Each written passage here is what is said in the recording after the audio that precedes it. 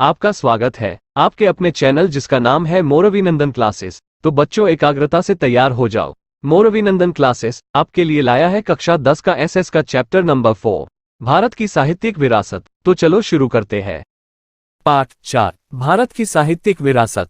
मानव ने अपने विचारों, भावों, संवेदनाओं और उर्मियों आदि को अन्य लोगों या प्राणियों तक पहुंचाने के लिए कई हावभाव, संकेतों या चित्रों का सहारा लिया और कुछ ध्वनियां उत्पन्न की, जिनमें से बोली या लिपि का जन्म हुआ। इस लिपि ने भाषा के निर्माण में महत्वपूर्ण योगदान दिया।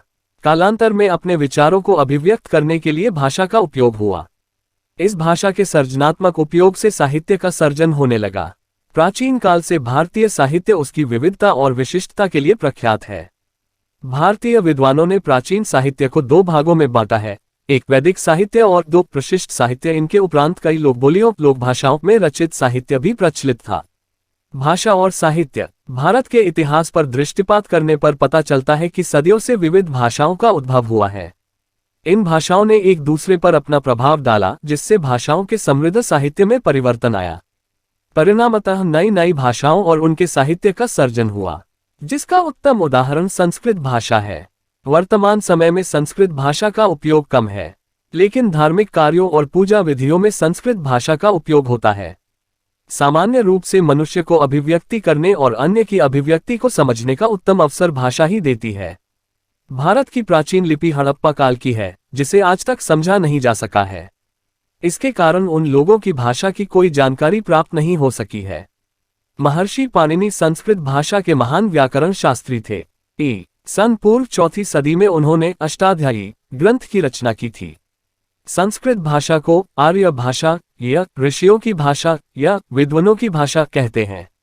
आज के समय में भी विश्वस्तर पर सर्वस्वीकृत भाषा, विशेषतः कंप्यूटर के क्षेत्र में बनी है। संस्कृत भाषा मुख्यतः धर्म, तत्वज्ञान, ज्ञान और विज्ञान की भाषा थी। प्राचीन भारतीय साहित्य। वेद का अर्थ ज्ञान होता है। वेद 4 हैं, 1 ऋग्वेद, 2 सामवेद, 3 यजुर्वेद, 4 अथर्ववेद। भारतीय साहित्य का प्राचीनतम ग्रंथ ऋग्वेद है, जिसमें कुल 1028 ऋचाओं का संग्रह है। ऋग्वेद 10 भाग में विभाजित अद्भुत ग्रंथ है। इन ऋचाओं में से अधिकांश देवों से संबंधित स्तुतियां हैं। ये स्तुतियां यज्ञ के अवसरों पर की जाती थीं। उनमें से उषा को संबोधित करने वाली स्तुतियां अत्यंत मोहक हैं। यह ग्रंथ सप्तसिंधु प्रदेश में निवास करने वाले आर्यों की राजनैतिक, सामाजिक, धार्मिक और आर्थिक स्थितियों का वर्णन करता है।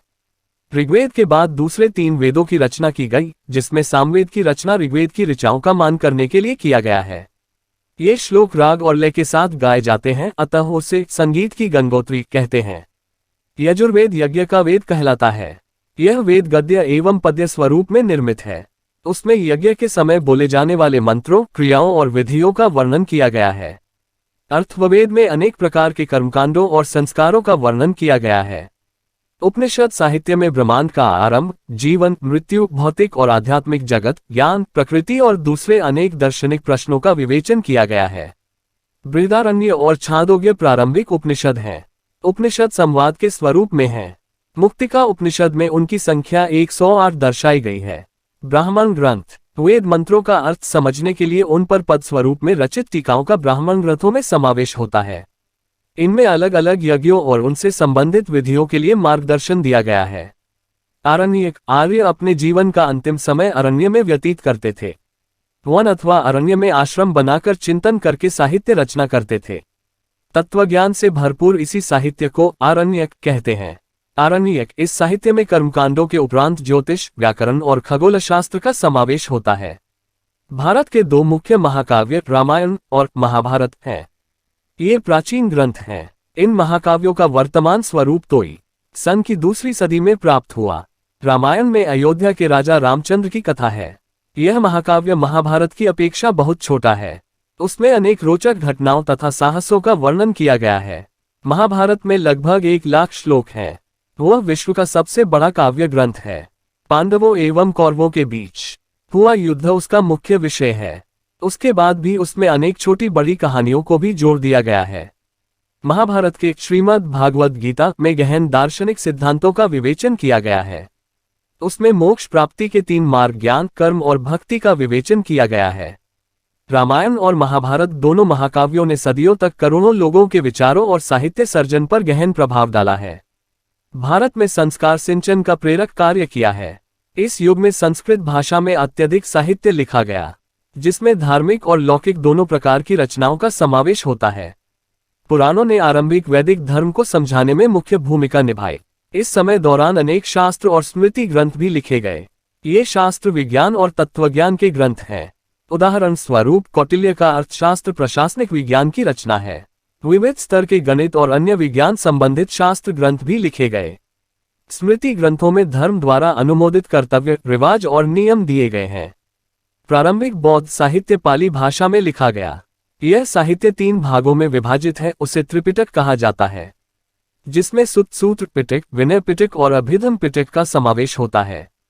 माना जाता है कि इनके अतिरिक्त भी बौद्ध साहित्य में अन्य ग्रंथ भी लिखे गए हैं। गुप्त युग संस्कृत के काव्य और नाटक के विकास का स्वर्ण युग कहलाता है। इस समय के महान लेखकों में कालिदास, भवभूति, भारवी, भर्तृहरि, बाणभट्ट, माघ इत्यादि का समावेश होता है। ये सभी संपूर्ण भारत में प्रसिद्ध हैं, जिसमें कालिदास तो विश्व प्रसिद्ध कवि हैं। अपनी उत्तम काव्यकला और उत्कृष्ट नाट्य शैली के लिए वे पहचाने जाते हैं। कुमार संभव, रघुवंश, मेघदूत, ऋतुसंहार, अभिज्ञान, शाकुंतल आदि कालिदास के ग्रंथ हैं। बाणभट्ट लिखित हर्षचरित सम्राट हर्षवर्धन का जीवन चरित्र है। बाण ने कादंबरी की भी रचना की है। इस समय के अन्य प्रसिद्ध ग्रंथों में भवभूति का उत्तर रामचरित, भारवी का किरातार्जुनीयम, विशाखादत्त का मुद्राराक्षस, शूद्रक का मृच्छकटिकम और दंडी का दशकुमारचरित का समावेश होता है। इन ग्रंथों का मुख्य विषय राजनैतिक घटनाएं, प्रणय प्रसंग, रूपक, हास्य प्रसंग और तत्वज्ञान है। पुरानी गुजराती भाषा में पद्य साहित्य लिखा जाता था। कालांतर में गुजराती भाषा के परिमार्जन के बाद अनेक कृतियां लिखी गई, जिसमें नरसिंह मेहता, मीराबाई, दयाराम, अखा, प्रेमानंद, प्रीतम जैसे साहित्यकारों ने पदों, गीतों, गरबी, छप्पा, आख्यान काव्य आदि की रचना करके गुजराती साहित्य की विरासत को समृद्ध बनाया। इनके पश्चात नर्मद, नवलराम, महिपतराम, रूपराम, नीलकंठ, गोवर्धनराम त्रिपाठी, किशोरलाल मशरूवाला, पन्नालाल पटेल, उमाशंकर जोशी जैसे साहित्यकारों ने गुजराती साहित्य को खूब समृद्ध बनाया था। तमिल, तेलुगु, कन्नड़ और मलयालम नामक 4 द्रविड़ भाषाओं के साहित्य का इसी समय में विकास हुआ, जिनमें सबसे प्राचीन भाषा तमिल है। उसका साहित्य सन के प्रारंभ जितना पुराना है। भारत की प्रचलित परंपरा के अनुसार 3 संगमों का आयोजन हुआ, जिसमें अनेक संतों और कवियों ने अपनी रचनाएं तैयार की। संगम साहित्य के अनेक विषय हैं, जैसे राजनीति, युद्ध, प्रेम प्रसंग वगैरह। इस साहित्य के प्रसिद्ध ग्रंथ एतुथोकई 8 काव्यों का संकलन, तोल्काप्पियम व्याकरण ग्रंथ और पत्तुपातु 10 गीत हैं। इनमें से एक कवि निरुवल्लुवर ने प्रसिद्ध ग्रंथ कुरल की रचना की। इस काव्य ग्रंथ में जीवन के अनेक पहलुओं का विवेचन किया गया है। शीलपतिकारकम और मणिमेखलाई प्रारंभिक तमिल साहित्य के विख्यात ग्रंथ हैं। मध्यकालीन साहित्य। उत्तर भारत में मध्ययुग की शुरुआत में संस्कृत साहित्य की भाषा बनी रही। इस युग में कश्मीर में 2 महान ग्रंथ लिखे गए, जिनमें पहला सोमदेव का कथासरितसागर और दूसरा कल्हण का राजतरंगिणी। इसमें राजतरंगिणी कश्मीर के इतिहास को आलेखित करने वाला अत्यंत महत्वपूर्ण ग्रंथ है। सही अर्थ में वह भारत का सर्वप्रथम ऐतिहासिक ग्रंथ है। इस समय की दूसरी महत्वपूर्ण रचना जयदेव का गीत गोविंद है, जिसकी गणना संस्कृत के सुंदरतम काव्यग्रंथों में होती है। इस समय अपभ्रंश हुई भाषा में से आधुनिक भारतीय भाषाओं का विकास शुरू हुआ। कवि चंद्रबरदाई रचित पृथ्वीराज रासो हिंदी साहित्य का प्रारंभिक ग्रंथ है, जिसमें पृथ्वीराज चौहान के वीरतापूर्ण कार्यों का वर्णन किया गया है। इस ग्रंथ की रचना से हिंदी साहित्य जगत में वीरगाथा युग का प्रारंभ हुआ। इस समय दक्षिण भारत में संस्कृत साहित्य की अधिक अनुपात में रचना हुई, जिसमें शंकराचार्य का भाष्य मुख्य है। इस समय में द्रविड़ कुल की भाषाओं का विशेष विकास हुआ। कुछ समय तक कन्नड़ साहित्य पर जैन धर्म का प्रभाव होने से कवि पंपा ने आदि पुराण की रचना की। 16वें तीर्थंकर के जीवन चरित्र का चित्रण शांति पुराण में कवि पोन्ना ने किया। इसके अलावा रत्ना ने अजीतनाथ पुराण नामक कृति की रचना की। इस युग के कवि पंपा, पोन्ना और रन्ना को प्रारंभिक कन्नड़ साहित्य की त्रिपुटी कहा जाता है। कवि कंबल ने तमिल भाषा में रामायणम की रचना की। इसके उपरांत तमिल भाषा में अन्य प्रसिद्ध साहित्य भी लिखे गए हैं। भारतीय भाषाओं का विकास और साहित्यिक कृतियों की रचना दिल्ली सल्तनत काल में तीव्र गति से हुई। हिंदी भाषा के 2 स्वरूप ब्रज और खड़ी बोली का भी साहित्यिक रचनाओं में विनियोग होने लगा। इन दोनों भाषाओं में अनेक भक्तिगीत लिखे गए। हिंदी और गुजराती भाषा से मिलती जुलती राजस्थानी भाषा में वीरगाथाएं लिखी गईं। आल्हा उदल और बिसलदेव रासो इस समय की प्रसिद्ध वीरगाथाएं हैं। इनके अलावा अन्य आधुनिक भारतीय भाषाओं में भी साहित्य रचना का आरंभ हुआ। मुल्ला दाऊद का ग्रंथ चंदायन अवधी भाषा का सबसे प्राचीन ग्रंथ माना जाता है, जबकि प्राचीन ग्रंथों के भाष्य अभी भी संस्कृत भाषा में लिखे जाते थे। फारसी दिल्ली के सुल्तानों की राजभाषा थी। उनके साहित्य के प्रभाव से अनेक शब्दों का समावेश भारतीय भाषाओं में हुआ। इस युग में कई इतिहासकार हुए। जियाउद्दीन बर्नी ने तारीख़-ए-फिरोजशाही की रचना की, जिसमें खिलजी और तुगलक वंश के राज्य का विस्तृत वर्णन किया गया है। उन्होंने राजनैतिक सिद्धांतों पर फतवा-ए-जहांदारी नामक ग्रंथ भी लिखा। अमीर खुसरो इस समय के सबसे महान साहित्यकार माने जाते हैं। वे एक कवि, इतिहासकार, रहस्यवादी संत और संगीतकार थे। सुप्रसिद्ध हजरत निजामुद्दीन औलिया उनके गुरु थे। उनकी महत्वपूर्ण रचनाओं में आसिका, नूर सिपहर और किरातुल सदायन का समावेश होता है। इसके अतिरिक्त उन्होंने अनेक काव्य ग्रंथों की भी रचना की। उन्हें अपने आप पर भारतीय होने का गर्व था, इसीलिए वे भारत को पृथ्वी पर का स्वर्ग मानते हैं। उन्होंने अपनी पुस्तकों में भारत का वातावरण, उसकी सुंदरता, इमारतों और ज्ञान विज्ञान की खूब प्रशंसा की है। वे दृढ़ रूप से मानते थे कि हिंदू धर्म का सार तत्व कई तरह इस्लाम के साथ मिलता जुलता है। वे दिल्ली के निकट क्षेत्र में बोली जाने वाली भाषा को हिंदवी कहते थे और उसे अपनी मातृभाषा मानते थे। इस भाषा में उन्होंने कई कविताएं लिखी हैं। उन्होंने हिंदी और फारसी को मिलाकर द्विभाषी चौपाए और दोहे भी लिखे हैं। उनके द्वारा शुरू की गई यह स्वस्थ परंपरा उनके बाद भी सदियों तक चलती रही। प्रादेशिक भाषाओं और उनके साहित्य को प्रादेशिक शासकों ने प्रोत्साहन दिया। भक्ति मार्ग के संतों ने लोगों की भाषा में उपदेश दिया, जिनमें कबीर जैसे कई संतों का समावेश होता है। उस समय भोजपुरी और अवधी हिंदी भाषा की मुख्य बोलियां थीं। कबीर की रचनाएं मुख्य रूप से सधुकड़ी लोक बोली में हैं। उनके दोहे लोक साहित्य के अंग बने हैं। मलिक मोहम्मद जायसी ने अवधी में पद्मावत नामक महाकाव्य लिखा। इसके अलावा तुलसीदास ने रामचरितमानस नामक प्रसिद्ध ग्रंथ अवधी भाषा में लिखा। इस युग में अवधी भाषा के दूसरे कवि भी हुए हैं। इस युग में हिंदी के अतिरिक्त अन्य भाषाओं में साहित्य सर्जन हुआ। बंगाल के सुल्तानों के आश्रय में रहकर कृतिवास ने बंगाली भाषा में रामायण और प्रसिद्ध कवि चंडीदास ने सैकड़ों गीतों की रचना की। बंगाल में संत चैतन्य से भक्तिगीत लिखने की परंपरा शुरू हुई। नरसिंह मेहता ने गुजराती में और नामदेव तथा एकनाथ ने मराठी में भक्तिगीतों की रचना की। जैनल-ए-आबिदीन के आश्रय में कश्मीर में महाभारत और राजतरंगिणी जैसे अनेक संस्कृत ग्रंथों का फारसी में अनुवाद हुआ। विजयनगर के सम्राट के शासनकाल में संस्कृत का विकास होता रहा। फिर भी यह युग तेलुगु साहित्य के विकास का महत्वपूर्ण काल है। विजयनगर का महान सम्राट कृष्णदेवराय तेलुगु और संस्कृत के लेखक थे। उन्होंने आमुक्तमाल्यदा ग्रंथ की रचना की। मुगल शासन दौरान वास्तुकला और अन्य कलाओं के साथ साहित्य का भी विकास हुआ। प्रथम मुगल बाबर तुर्की भाषा में तुजुके बाबरी नाम से आत्मकथा लिखी, जिसका फारसी में बाबरनामा नाम से अनुवाद हुआ। हुमायूं की बहन गुलबदन बेगम ने हुमायूंनामा लिखा। जहांगीर ने तुजुके जहांगीरी नामक अपनी आत्मकथा लिखी। औरंगजेब भी सिद्धहस्त लेखक था। अंतिम मुगल सम्राट बहादुर शाह जफर भी एक उर्दू कवि था। तुलसीदास और सूरदास इस युग में हिंदी भाषा के महान साहित्यकार थे। कवि केशवदास ने प्रेम और विरह के विषय पर साहित्य लिखा।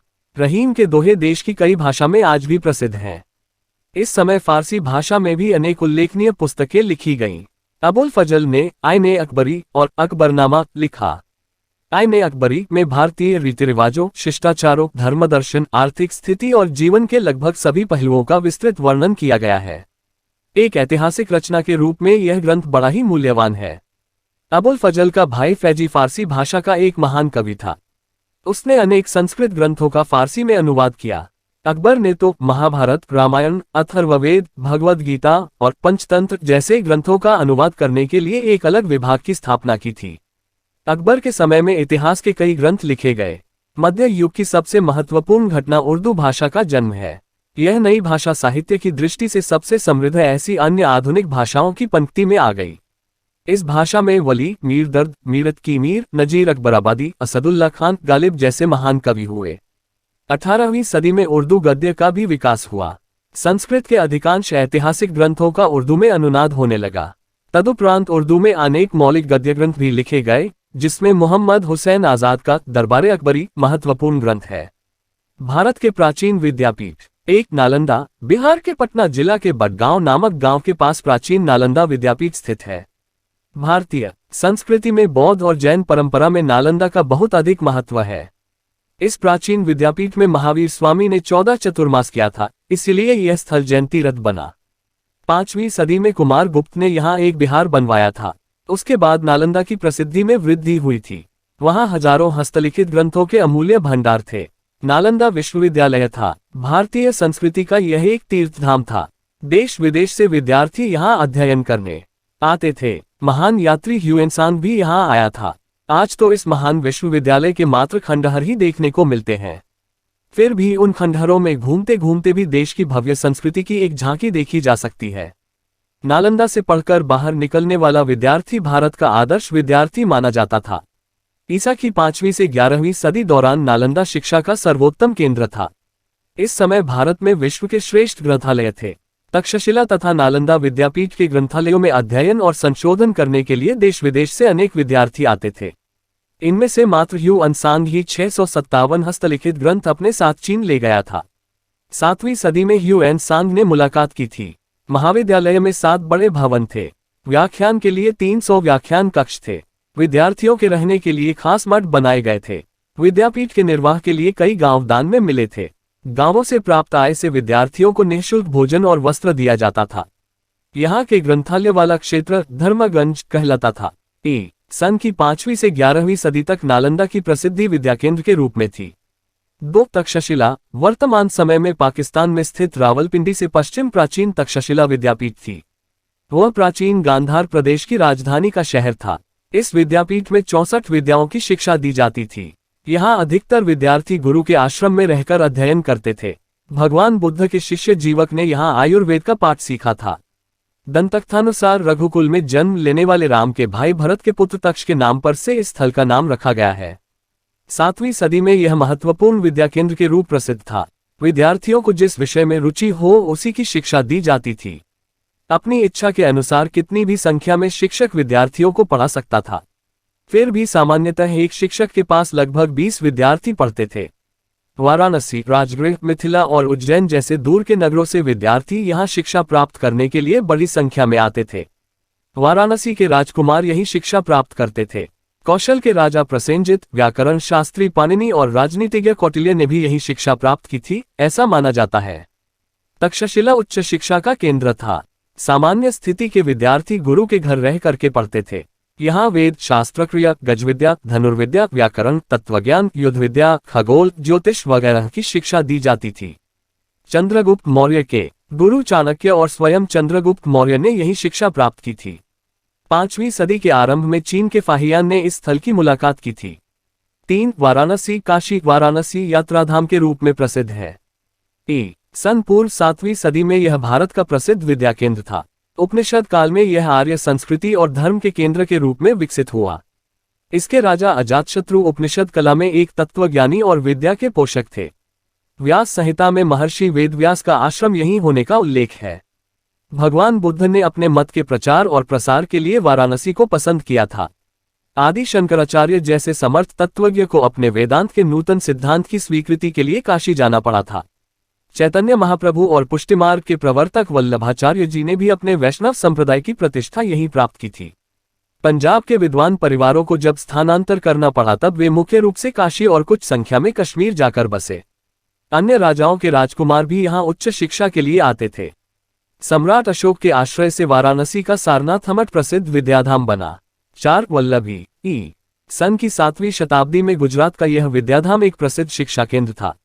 वल्लभी को विशाल और अत्यंत प्रसिद्ध विद्याधाम बनाने में मैत्रेक वंश के तत्कालीन शासकों और नागरिकों का विशेष योगदान था। 7वीं सदी में भिक्षुक विद्यार्थी रहते थे। तब वल्लभी बौद्ध मत के हीनयान पंथ का केंद्र था। 7वीं सदी के मध्य में प्रसिद्ध बौद्ध विद्वान स्थिरमती और गुणमती वल्लभी के अग्रगण्य आचार्य थे। सुदूर गंगा यमुना के मैदानी क्षेत्र से विद्यार्थी यहाँ उच्च शिक्षा के लिए आते थे। चीनी यात्री इत्सिंग ने लिखा है कि वल्लभी पूर्वी भारत के प्रसिद्ध शिक्षा संस्थान नालंदा से स्पर्धा करती थी। वल्लभी एक राजधानी और अंतर्राष्ट्रीय बंदरगाह था। सन 480 से सन 775 तक वल्लभी के शासक मैत्रक राजा भी विद्या और विद्यापीठ के महान आश्रयदाता थे। यह बात विशेष ध्यान देने योग्य है कि मैत्रक वंश के राजा बौद्ध नहीं थे, सनातनी थे। फिर भी इस संस्था की सहायता करते थे। सन 775 में अरबों ने आक्रमण किया और मैत्रक पराजित हुए तथा विद्यापीठ बंद हो गया। यहाँ प्रसिद्ध विद्वानों के नाम दरवाजों पर लिखे जाते थे। विद्वान राजसभा में अपना पांडित्य दिखाकर राजतंत्र में ऊंचे अधिकार प्राप्त करते थे। यह प्रसिद्ध विद्यापीठ थी। ज्ञान की आराधना तथा विशिष्ट प्रकार की शिक्षा प्रणाली के कारण भारत में ही नहीं बल्कि तत्कालीन विश्व में यह प्रसिद्ध थी। इस विद्यापीठ में देश विदेश से अध्ययन करने के लिए विद्यार्थी आते थे। सही अर्थ में यह अंतर्राष्ट्रीय विद्यापीठ थी। इसमें लगभग प्रत्येक विद्याशाखाओं से संबंधित शिक्षा दी जाती थी। इन सभी विद्यापीठों का निर्वाह राजाओं और श्रेष्ठियों द्वारा मिले दान से होता था। यह वास्तविकता तत्कालीन समाज की विद्या के प्रति प्रेम और निष्ठा दर्शाता है। भारतीय विद्या, कला और ज्ञान विज्ञान की शिक्षा देने वाली ये विश्वविख्यात यूनिवर्सिटियां थीं। बच्चों, आपको हमारा वीडियो कैसा लगा कमेंट करके जरूर बताएं। अगर आपको ये वीडियो अच्छा लगा तो वीडियो को लाइक और चैनल को सब्सक्राइब जरूर करें। धन्यवाद। जय हिंद।